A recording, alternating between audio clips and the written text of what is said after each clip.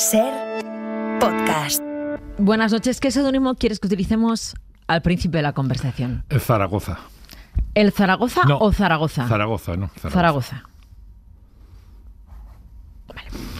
Arrancamos en la orilla, nos vamos a despedir después en un faro y siempre os pregunto por vuestra relación con el mar. ¿Cuál es la tuya? Pues muy grande, porque la montaña no me gusta mucho y siempre... Bueno, me criado muy cerca del mar en los veranos, o sea que he estado en Fuengirola muchos veranos y después en Rota, en Cádiz, y ahora también en Llanes, o sea que sí, el mar, mucha relación, tanto el Mediterráneo como el Cantábrico. ¿Cómo eran los veranos en Fuengirola? Joder, pues era como algo, no sé, es muy difícil de describir, no había nada, claro, yo soy muy mayor, entonces no había nada. Era un pueblín. ¿Quieres decir que no había torres de apartamentos? No. Cuando nosotros llegamos no había absolutamente nada. Era un pueblito de pescadores y había unas cuantas familias, pocas, de Madrid y algunas de Córdoba. Y nos hicimos rápidamente una pandilla que duró, pues desde los 5 años que llegué yo allí hasta los 20. Mi hermano, de hecho, se quedó a vivir allí en Málaga, vamos, en Fuengirola. Llévame al barrio de Ibiza, pero llévame en concreto a la cafetería El Trébol. Entra en esa cafetería, entiendo que de la mano de tu padre, para echar la tarde. Bueno, pues el Trébol era sigue existiendo, pero vamos, en aquellos tiempos, te hablo de los años 60, 70, era una cafetería de toreros, completamente. O sea, estaba dominada por los toreros. Tenían muchas tertulias taurinas allí. Nosotros vivíamos en Fernán González, y todo el barrio de Ibiza, Fernán González, era un barrio muy taurino porque había muchos toreros allí viviendo. Estaba mi padre, estaba Gloria Sánchez, estaba Antonio Ordóñez, había mucha gente. Y ahí pues yo me iba con mi padre, bueno, le iba a buscar, me quedaba callado, porque eso es muy importante, ¿sabes?, para no meter la pata, y estaba allí callado y les escuchaba a ellos, y fue un gran momento, ¿sabes? Porque tú eras pequeño, eras un niño. Bueno, yo empecé yendo con... Pues mi padre, como yo era muy aficionado, mi padre me llevaba, me dejaba ir, no me llevaba nunca, me dejaba ir con 12, 13 años, 14, y ya seguí yendo, iba mucho.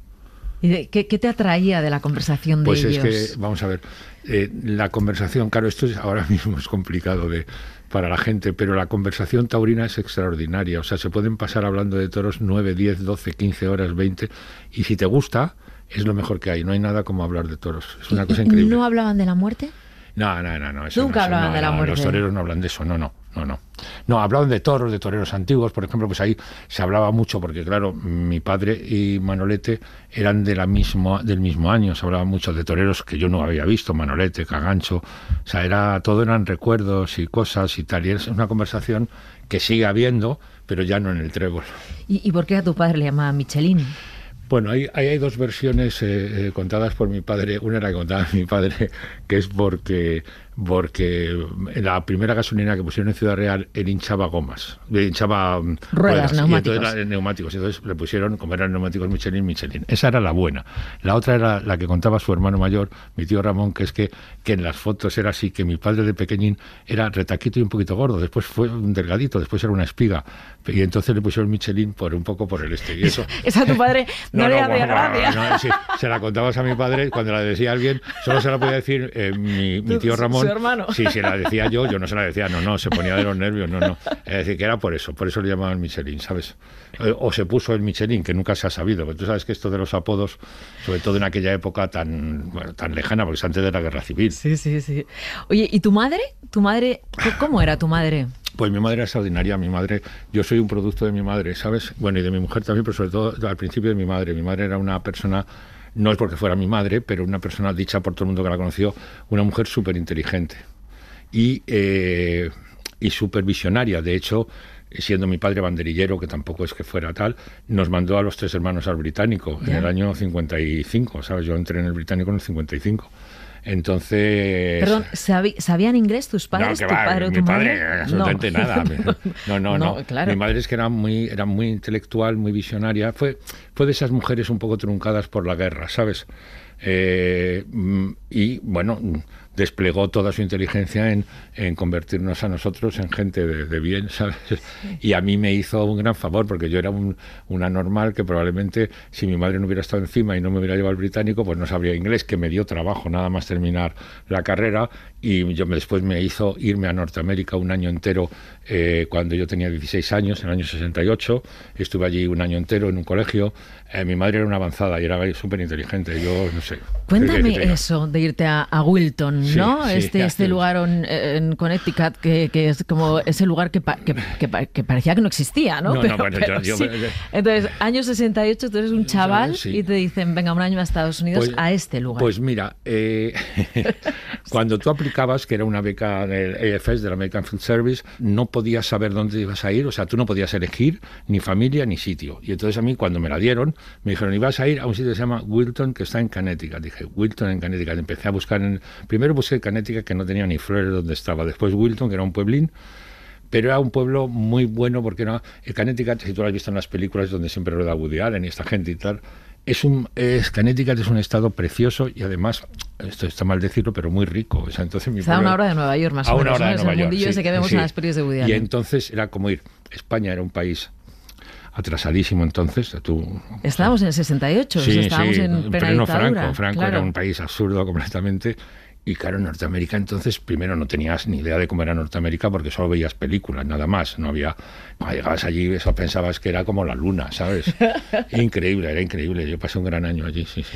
Ahí es cuando empiezas a escribir también, no sé si vas a clases de teatro, que esa es otra, ¿no? No sé si en el británico lo hacíais también aquí. Pero yo he sido un hombre de progresión tardía, ¿sabes? No sé. Yo entré en filosofía y letras después de venir aquí y me metí en política. Y bueno, y no escribía, no. De hecho, mi generación de filosofía y letras tuvo muchos escritores: Javier Marías, Juanjo Millás, Constantino Bértolo, Rafa Chirves. ¿Todos eran de tu facultad? De mi facultad. Mira, Chirves, Marías, de tu promoción, vamos, que se Chirves, decía así, ¿no? Marías y yo éramos de mi promoción. Yo, la verdad, lo de escribir una novela me parecía como algo, ¿sabes?, fuera de lugar, o sea, no cabía ahí. Y además bastante tuve con terminar la carrera y la política y todo. Y después ya sí, al salir ya empecé a pensar cárcel más. Incluida, o sea, un poco ese, ¿no? Sí. Entras en el Partido Comunista, eso sí. Porque claro, venías de Estados Unidos, de un momento de ebullición, pero es que llegas a España y llega otro momento bullicioso, ¿no? España estaba muy bulliciosa, o sea, y muy dura, muy duro, porque según yo entré en la facultad, a los 3 meses mataron a Enrique Ruano y declararon el estado de excepción. O sea que empecé... A los 3 meses de llegar tú a la mataron, facultad. Yo creo que ahora ya no recuerdo, las fechas se me van, pero yo creo que Enrique lo mataron antes de Navidad, me parece, y enseguida Franco decretó el estado de excepción. Y ya empezó todo a ser muy duro, era duro, ¿sabes? ¿Tus padres sabían de tu militancia? Sí. ¿Tus padres, tanto tu padre como tu madre? Bueno, yo no sabían que era del Partido Comunista, pero se lo imaginaban. Mi madre era una mujer, mi familia materna era una familia muy de izquierdas, o sea, muy republicana, en Zaragoza. Y mi padre no es que fuera un hombre nada político, pero sí era completamente... O sea, a Franco le parecía lo peor, porque además él había tenido en la guerra... Él estuvo en Ciudad Real, tú sabes que en Ciudad Real mi padre era Ciudad Real, fue zona republicana casi hasta el final. Y entonces él toreó muchas novilladas a favor de la República. De hecho, hay muchas fotos del puño en alto con toros que entonces les ponían UHP, Unión de Hermanos Proletarios, ¿sabes? Ahí. Pero después lo destinaron a Valencia y de Valencia hizo la retirada con el ejército republicano de Barcelona. Por Barcelona cruzó la frontera y estuvo en los campos de concentración franceses como 6 meses en San Ciprián y Barqueret. ¿Tu padre? Sí, entonces yo venía de una familia de izquierdas. Mi familia era toda de izquierdas. Yo no le dije que estaba en el Partido Comunista, aunque supongo que mi madre se lo imaginaba, era lista, ¿sabes? Pero bueno, sí, no, es una época ¿Dura? Dura porque sí, no te creas que la cárcel fue lo más duro, ¿sabes? Sino todo el ambiente, o sea, toda la cosa de que estaba siempre como pendiente de que te ocurriera algo, de que te podía ocurrir algo, pero algo malo, o sea, como irte a la cárcel 5 años o 6 años, una cosa así. Pero al mismo tiempo hice mis amigos más íntimos, que los sigo manteniendo. ¿Los hiciste en aquella época? Sí, en aquella época, y mi mujer también, que nos conocimos en la facultad. De ahí nosotros todavía mantenemos una comida, una cena, ahora comida, todos los miércoles desde hace 47 años, desde que salimos de la facultad de ex-PCs, de amigos que siempre vamos, somos íntimos amigos. Y a mi mujer la conocí el primer día de la facultad. O sea, 47 años. Sí, sí, cariño. Que te quiero decir que cada vez habrá menos. Bueno, se nos han muerto 2, sí, desgraciadamente. Se os han muerto 2. Sí, desgraciadamente, sí. Éramos 8 o 9 y se han muerto 2, sí. 47 años manteniendo el mismo ¿verdad? grupo de amigos sí, es mucho, sí. Por Esa eso es una base importantísima, es que, ¿no? ¿sabes lo que pasa? Que también esos momentos eran mucho de... por ejemplo, con uno de ellos estuvimos en la cárcel juntos, ¿sabes? O sea, eran momentos en que tú te unías en cosas muy políticas, pero que hacías amistades para siempre, ¿no? Sí, fue una mala buena época, por así decirlo, ¿sabes? ¿Por qué Agustín de Llanes se ha puesto Zaragoza? Pues porque mi madre era de Zaragoza, mis tías, que eran casi como mi madre, eran de Zaragoza. Zaragoza es una ciudad a la que he ido hasta que ha muerto toda mi familia, he ido constantemente, de pequeños íbamos siempre a las Navidades, ¿sabes? Y muchas veces también íbamos en Semana Santa. Pasé allí exilado 6 meses. Casa de tus abuelos, ¿no? En casa de mis abuelos. Y después, bueno, pues como dice Fernando Trueba en su diccionario de cine, Zaragoza es la ciudad del cine y de la amistad. Y es verdad, entre otras cosas, por Luis Alegre, que está allí. Entre otras cosas, es verdad. Sí. Hasta ponerte de seudónimo Sí, el Zaragoza, nombre de esta ciudad, Zaragoza. ¿Cuándo empiezas a escribir guiones? Yo no sé si llevarte, no sé, por poner un inicio. Que no es el inicio, pues, pero podría ser Café Comercial con Eduardo Calvo, ahí los dos él me enseñó un poco la arquitectura de escribir un guión, porque él venía de una familia de cine. Yo no sabía cómo se escribían, o sea, sabía que había guiones, pero tal, me enseñó esto de exterior, día, ¿sabes? Y escribí, pues yo creo que empecé a escribir con 34 o 35 años, ¿sabes? Guiones que, como éramos dos anormales, en vez de pensar para España, pensamos que escribíamos guiones para Estados Unidos. No estaba nada mal, ¿sabes? ¿Y qué escribíais? Bobadas. Por supuesto, bobadas. Escribir para Estados Unidos, ¿qué hacíais? Pues thrillers. ¿Un western? Pues sí, un western, sí. Así. Lo que copiaba, lo que entonces te ocurría, que ahora yo no tengo esos guiones, ni los he guardado ni nada, es que copiabas otras películas, es decir, sin darte cuenta, pero dándote cuenta. Es decir, veías una película, por ejemplo, Grupo Salvaje, entonces tú escribías una cosa parecida a Grupo Salvaje. Por supuesto, nadie en América ni los leyó ni quiso saber nada de nosotros. Porque, perdona, tú hasta esa edad, ¿de qué vivías? Yo daba clase en universidades americanas. Ahí te digo lo del inglés. Te vino muy bien. Además, era un trabajo estupendo. Primero, era todo muy amable, pagaban bastante bien y no tenías unos horarios brutales. Entonces, por ahí andaba, ¿sabes? Daba clase de historia y de historia del arte. Pero eso me sirvió para trabajar con los americanos, que lo pasé muy bien, me daban un buen sueldo por trabajar y tenía pocas horas. Y eso ya me llevó un poco a escribir. Pero llegó un momento en que yo veía que lo del cine no iba para adelante, ¿sabes? Que no, porque escribías guiones y nadie los quería leer. Pero lo leyeron. Y Victoria Abril, que se lo pasé en una cena, y lo leyó y me dijo, pues sí, está muy bien, vamos a hacerlo. Y entonces, bueno, ya empezamos. Vale, porque nadie hablará de nosotras cuando estemos muertas, sí. Que es como la primera película la primera que hago, haces, que diriges, que te llevas, o sea, la película se lleva 8 Goyas, fue la película de ese año, del año 96. ¿Tú te recuerdas escribiendo ese argumento? ¿Te recuerdas diciendo, ¿no? ¿Cómo surge? Sí, me recuerdo. Pues mira, surge porque había muerto mi madre y yo empecé a escribir una historia un poco de una señora como mi madre. Y al final terminó en otra cosa, pero estaba mi madre, que era Pilar Bardén, ahí metida. Y fue un guión que escribí un poco con esa libertad que tienes cuando empiezas a escribir guiones y cosas, que no estás abrumado por tu pensamiento y por la industria ni nada, sino que dices, venga. Y entonces me salió un guión salvaje, tengo que decirte, el guión era salvaje. Y entonces Victoria, que era muy amiga, porque yo había escrito ya 3 películas para ella, pero no dirigido, se lo mandé. Y entonces me dijo, ven a verme, estaba rodando ella Felpudo Maldito en el sur de Francia. Y fuimos a verla, y entonces me dijo, bueno, te voy a decir una cosa, Victoria es una enorme, me dijo, te voy a decir una cosa, este guión o lo haces tú o no lo hago. Digo, joder, no me apetece nada dirigido. O sea, o lo diriges tú o no lo hago, ¿no? O lo diriges tú o no lo hago. Dije, joder, no me apetece nada dirigido. Pues nada, pues entonces, olvídate, es un guión fantástico y lo hago, pero solo si lo diriges tú. Y entonces dije, bueno, venga, vamos a dirigirlo. Y entonces empecé, y la verdad es que todo fue esas cosas que salen bien, no a mí, que salen bien, ¿sabes? Salió todo bien. que no suele ocurrir. Lo normal es que te equivoques en algo, no sé. Eso salió todo bien.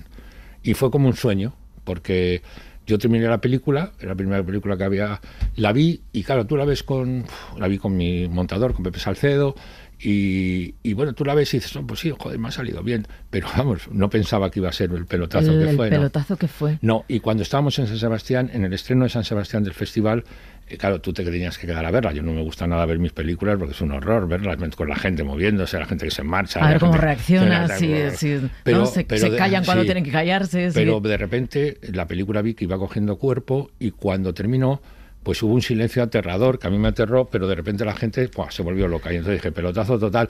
Pero fue un poco superior a mí, porque son de esas cosas que te ocurren, ¿sabes? ¿Sabes que te iba a preguntar por ese silencio? Porque esa película, cuando yo la vi en cine, obviamente, también recuerdo el silencio en el que termina la peli y nadie nos movemos de la butaca porque estamos verdaderamente destrozados. Sí, era una película... ¿No? Destrozados. Era una película... Ahora, digo, yo no la veo casi nunca, la veo solamente cuando si me dan un premio o algo y me la ponen, pues me quedo a verla, que ya, joder, me da mucha pena porque hay mucha gente que ya no está, ¿sabes?, de esa película. Pilar no está, Pepe Salcedo no está... Ahora que has dicho esto de Pilar, cuando ya ganó el Goya, dijo, gracias por por convertirme, gracias Tano por convertirme en tu madre, ¿no? Dijo Pilar fue fantástica, ¿sabes? Pero es una película que ahora mismo no creo que se podría hacer, ¿sabes? Es una película muy salvaje, porque en aquella época todavía había una libertad grande, tanto para producirlas como para hacerlas, ¿sabes? Ahora esa película hubiera tenido que pasar muchos filtros, y ahora, no, esto no me fastidia, es esta cosa, que es un destornillador, que si no sé qué tal. No pasaría. No pasaría.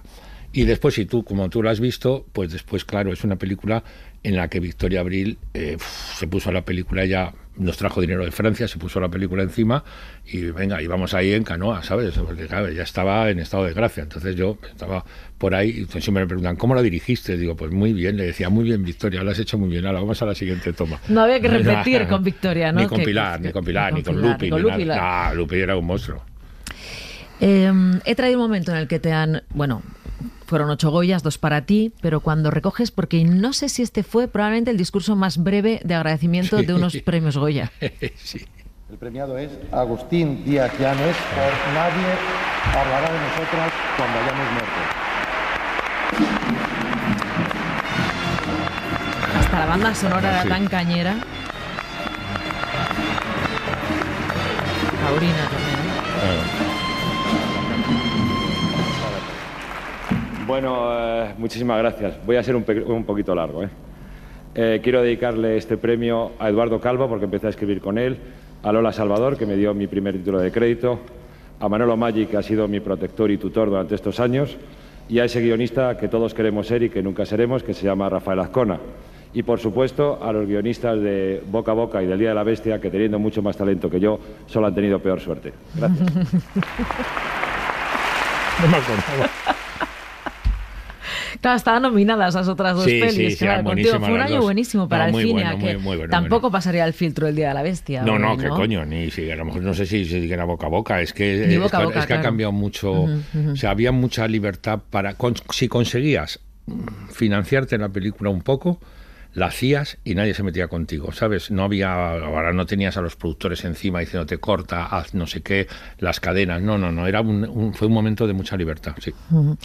¿Qué pasó luego, después de Nadie hablará de nosotras cuando hayamos muerto? O sea, quiero decir, te empezaron a llover ofertas, el teléfono no paraba de sonar, te siguieron entrando ganas de dirigir, dijiste, qué pereza. Me puse a escribir para hacer una película con Victoria y con Penélope Cruz, que es Sin noticias de Dios. Que también fue un pelotazo. Sí, y entonces la hicimos, que fue muy bonita de hacer porque había mucha música y tal y cual, y como esa, fue bien, y después de repente me llamaron, Arturo Pérez Reverte y Cardenal, me llamaron, que eso sí que me dejó un poco líquida en combate, me sentaron en una mesa y me dicen, oye, ¿tú quieres hacer a la actriz? Y digo, ese momento en el que suena la actriz y te dicen, nos podemos reunir a, no sé, tomar algo, que queremos que hagas a la triste. ¿Perdón? Sí, dije, joder, Arturo, estáis locos, tío, de verdad.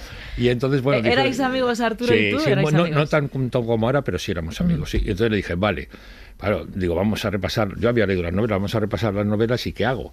Y entonces, no sé si fue él o yo, pero yo creo que los dos, no sé cómo vino, que hacer A la triste como si fuera una biografía sacando cosas de las 5 novelas. Y la otra cosa que sí que dije es que quería conseguir a Viggo Mortensen. Otra también apuesta delicada, ¿no? Sobre todo porque Viggo Mortensen estaba, no sé, haciendo El Señor de los Anillos, era una estrella de cine mundial. Era el actor más importante del mundo en ese momento. Ah, sí, era el actor. ¿Él tenía algún contacto con España en ese momento? Sí, ya lo tenía. Él tenía mucho y sobre todo era íntimo amigo y padrino de los hijos de Ray Loriga. Y Ray y yo éramos muy amigos y le dije, Ray, ahí fue, por eso está la película dedicada a Ray. Le dijo, Ray, quiero llevarle este guión a Viggo, y me dijo, no te preocupes, sí, se lo mandé. Y entonces Viggo nos llamó y dijo, venir a Berlín a verme, que estaban presentando la segunda del Señor de los Anillos. Fuimos allí, Ray y yo, me encontré con Viggo, nos hicimos amigos inmediatamente, y entonces me dijo en otro momento mítico le digo, bueno, vamos a hablar de la película, estamos hablando de otras cosas. Digo, oye, ¿y qué hacemos con esto? Y me dice, no, esta la hago sin problemas. Ahora, solo te digo una cosa, no en inglés, en español. Y entonces dije, bueno, vale, perfecto, lo que yo venía pensando. Y me volví a casa, que todo el mundo me miraba como diciendo, este tío es una normal. Digo, no, Viggo ha dicho que sí. Y me acuerdo que me decían algunos de los productores, porque se metió Telecinco, que fue la que me decían, pero ¿tú estás seguro? Digo, él me ha dicho que sí, y yo te digo que es un tío, lo conozco poco, pero desde que lo he visto, que si dice que sí, es que sí. Y efectivamente, aquí se vino y lo hizo, sí. Has contado una vez que A la triste, que fue un despliegue económico, no sé si aquel año era como la película más cara del cine español, millones de euros de presupuesto. Has contado algunas cosas como que llegasteis, que tú decías, no sé si tú o quien sea, necesitamos este espacio. Ah, ya, pero es que hay patatas cultivadas. Sí. Vale, las compramos todas. ¿No? Ese nivel. ¿Cómo de repente empiezas a manejar? ¿Cómo se maneja un presupuesto de millones de euros? Vamos a ver, eso de repente cuando dije que sí, viene Viggo, empieza a prepararse la película y digo, Dios mío, la que me he metido, porque era una cosa brutal. Pero tengo que decirte que es ese momento que tú has leído de cine, que tú has leído cosas de Coppola, de Scorsese y tal. Entonces llegas al sitio, que era Uclés, que era donde íbamos a hacer la batalla final de Rocroi, y entonces íbamos, pero te aseguro 30 personas, pero efectivamente era un sitio inmenso. Entonces ahí, cuando llegas, todo el mundo te pregunta. Y digo yo, hostia, macho, ¿qué voy a decir? Y entonces dije, bueno, hay que echarle valor aquí. Dije, vamos a ver, esta esplanada. Digo, por aquí vienen 100 caballos, por aquí vienen 500 del tercio o 600, por aquí vienen los franceses, era todo como acojonante. Y digo, bueno, ¿y este patatal qué hacemos con él? Y me dicen, no te preocupes, lo compramos y aquí rodamos. Y lo compraron y rodamos ahí. Y cuando hablas de 100 caballos, son 100 caballos de verdad, no era digital, eran 100 caballos. Eran 100 caballos de verdad. Vinieron 100 caballos de verdad, que una de las cosas que, no sé si era lo de bien o mal, pero una de las cosas que más me han impresionado en mi vida es cuando tuve que rodar a los 100 caballos a galope, yéndose hacia el tercio de Cartagena, que era el tercio que había escrito Arturo. Y bueno, te diré que es la película que más... la palabra no es divertido, porque divertido es una palabra absurda. La película que más gusto daba rodar, dentro de que había días que te metías ahí y decías, hostia, la que me tengo montada aquí. Pero era fantástico, porque era todo tan bonito, los palacios, las playas, Viggo, todos los actores españoles, el vestuario, todo. Sabes que tengo una anécdota que contáis, Viggo y tú, en Fotogramas, en la promoción de la película de aquel año, que quiero recordar. El rodaje, y Tano, espero que esté bien que diga esto, pero Tano dijo, es que se nos ha acabado el dinero y tenemos que usar, vamos a tener menos caballería de lo que pensábamos, y había una presión, había que rodar de una forma para dar la impresión que se da, ¿no? Y entonces Paco y Tano tuvieron que ponerse las pilas bastante para nos reunimos sacar provecho de lo que teníamos. Estuvimos todo el fin de semana currando a ver cómo podíamos sacar esto adelante sin perder la magnificencia, ¿sabes? Había otro problema añadido que Viggo se acordará, y es que, claro... 41 grados. 42 grados, sí, hacía... Pero además, los extras, claro, yo he hecho la mili, entonces izquierda-derecha sé lo que es. pero los extras, los cabrones, ninguno había hecho la mili, entonces no tenían ni flores de derecha a izquierda. Y claro, y venían los sargentos, que eran los que llevaban a la tropa, los sargentos profesionales, ¿verdad? Se enojaron mucho. Se enojaron mucho, pero ¿vosotros sois idiotas o qué? Y los tíos no sabían, decía derecha, y se pegaban unos golpes, pero como de película de cómica, ¿eh? Pues esta secuencia tenía, el final, Rocola tenía un problema de cómo matábamos a Vigo. Sabemos que lo van a matar, pero no lo vemos muerto. Era una cosa que Bob siempre me metía en la cabeza. El héroe no se le puede ver muerto. ¿Tú has visto morir a John Wayne? No, es verdad, tienes toda la razón, Bob. Y aquí puse la marcha esta de Semana Santa, la madrugada, ¿sabes? Cuando proyectamos la película en Andalucía, sobre todo en Sevilla, macho, la gente... Rocola les daba igual, pero la marcha de Semana Santa, joder, flipaba, ¿no?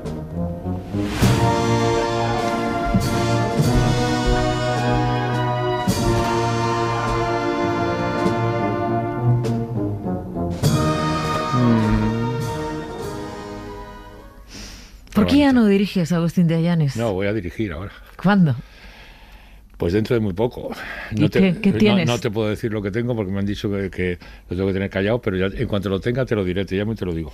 Pero voy a dirigir ya, sí. Vas a dirigir ya, pero ¿por qué has tardado tanto? Pues mira, ¿Desde Oro fue lo último que hiciste? Porque después de Oro me dio... O sea, a la triste fue bien. No, todo ha ido... Si a mí me ha ido bien. A mí me ha ido Las pelis que has hecho todas han funcionado. A mí me ha ido bien, no puedo quejarme, ¿sabes? Unas han funcionado mejor, otras peor, pero todas han funcionado bien. Pero después de Oro tuve una gran enfermedad, ¿sabes? Una cosa de corazón, y me dije, bueno, pues ya me retiro, porque el cine es muy demanding, no es muy tal. Pero, joder, escribí el guión que quieren hacer ahora y, bueno, y de repente mi productora de A la Triste, Belén Atienza, me dijo, vamos a hacerla, vamos a hacer esta, y ya me liaron entre ella, ¿sabes? Sandra Hermida y Bayona, que son los tres productores de la película, Juan Antonio Bayona, me dijeron, venga, vamos a hacer la película. Y dije, pues vamos a hacer la película, pero me han dicho taxativamente que todavía no, porque la tienen que presentar de otra forma. No puedes decir nada, vale. Lo escribí durante la pandemia. Y escribí otras 2 o 3 cosas, ¿sabes? Porque me llamaban mucho y escribía mucho. Y, bueno, yo me encontraba contento. También, joder, ya soy mayor y la vida, ¿sabes? Te va a calmar. No tienes... Yo nunca he sido muy ansioso de hacer películas, pero ya estoy mayor, ya tengo una edad fuerte. Tengo un nieto, en fin, ¿sabes? Estaba preparado para jubilarme escribiendo.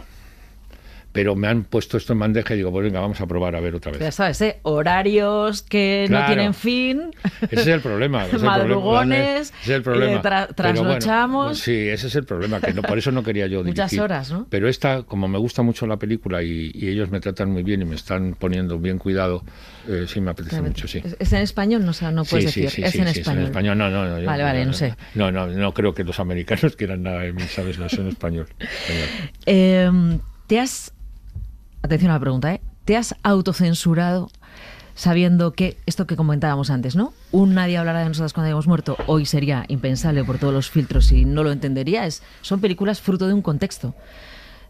Sí, Noticias de Dios igual también, sí. ¿No? Entonces, ahora, con este nuevo guión, ¿has sido completamente libre o te has autocensurado? No, he sido completamente libre porque el tema es completamente libre. Completamente libre. Pero sí que ahora mismo, si tuviera que escribir algún tipo de película, sí habría, no me autocensuraría así, pero sí que habría secuencias que no escribiría. ¿Sabes? Por ejemplo, pues ya no escribiría secuencias de sexo. Creo que ahora mismo no tienen ningún interés en el cine ya las secuencias de sexo, por la razón que sea. Y no solo porque tal, pues no tienen mucha, o sea, las vas viendo en las películas y casi haces así con el mando para que pasen, dices, joder, menudo petardo. Y después hay temas que tienes que tener a lo mejor un poco más cuidado, pero los temas que yo elijo no tengo por qué autocensurarme, ¿sabes? Bueno, vámonos a un faro. Me gustaría que me dijeras con quién te gustaría estar, encontrarte, reencontrarte y qué música podría estar sonando. Bueno, si tengo que irme a un faro, me iría con mi mujer, ya te lo digo más, ¿sabes? Y si puedo, con mi hijo, mi nuera y mi nieto, eso te lo digo seguro. Después los amigos también, que puedan venir todos los amigos íntimos. En cuanto a la música, pues, hombre, me llevaría algunas de las piezas que tocó mi hermana, que era pianista de clásico. Ah, sí. Sí, mi hermana era pianista de clásico, excelente, además, una pianista extraordinaria. Chopin, por ejemplo, tocaba en casa. Sí, tocaba Chopin maravillosamente bien. Nocturno de Chopin, por ejemplo. Sí, pero ese el 23 maravillosamente bien y después tocaba muchas cosas muy bien. Me llevaría algo por recuerdo de ella, sí. ¿Estaría tu madre ahí también? Claro, hombre, joder, mi madre siempre está. ¿Tu padre también? Yo también, sí. Yo soy muy familiar. Y mis suegros y mis cuñadas, ¿sabes? O sea, yo soy muy familiar. He tenido suerte porque mi familia era una familia muy unida y la familia de mi mujer, que se convirtió en mi familia, también es muy unida. Entonces, sí, claro. Sí. Y cada vez soy más familiar, como es lógico y normal. Bueno, Agustín de Llanes, estaremos esperando a que salga cualquier noticia relacionada con esa película que vas a dirigir. No sabes cómo te lo agradezco. Sí, muy pendientes. Aquí te dejamos con Chopin y toda tu gente en este faro. Muchas gracias. Muchas gracias a ti.